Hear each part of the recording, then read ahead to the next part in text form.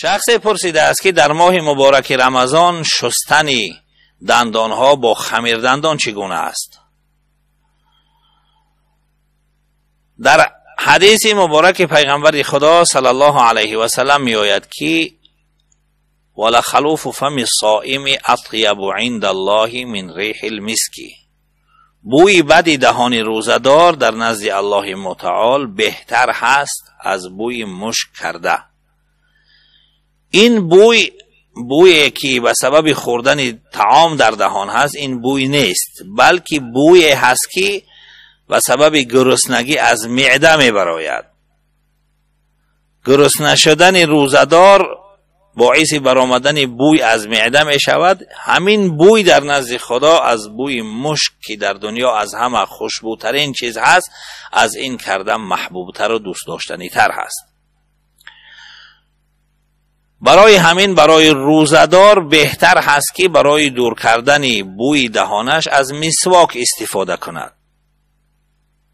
البته آب مسواک را فرو نبرد، نه برای این که روزه اش می شکند. آب مسواک روزه را نمی شکند، چون که اون آب ندارد. اون آب دهان خودش هست که با مسواک یک جا شده است.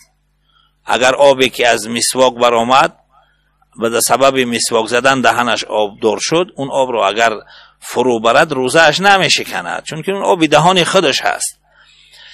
لیکن فرو نبردنش برای این که از آنچه که در آداب مسواک در کتاب ها ذکر شده است برمی آید که باعث بعض بیماری ها و کسلی ها می شود در بدن انسان. فرو بردن آبی که به سبب مسواک زدن در دهان پیدا می شود، اون را بهتر هست که تف کند.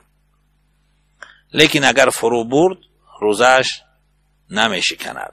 مسواک کردن برای روزدار درست هست پیش از زوال باشد یا بعدی زوال باشد، تا بگاه می تواند که مسواک کند.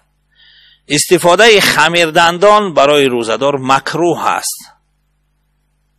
تمام کتاب های معاصر مذهب حنفی، علمای این زمانه اتفاق دارند که برای آدم روزدار استفاده بردن خمیر دندان مکروه است، چون که اون طعم دارد.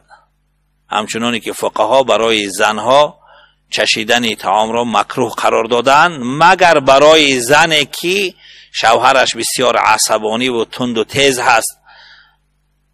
یکی اگر مزه طعام خوب نیاید یا نمکش زیاد باشد، سبب جنجال کردن و سبب دشنام دادن همون مرد زنش را یا سبب زدنش در بعضی وقتها می شود.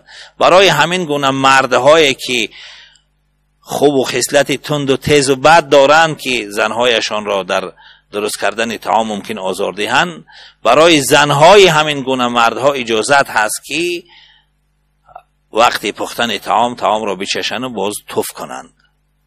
برای اون مردهایی که این خصلت‌های ناخوب را ندارند، برای زنهای اونها هم مکروه هست که طعام را بچشن.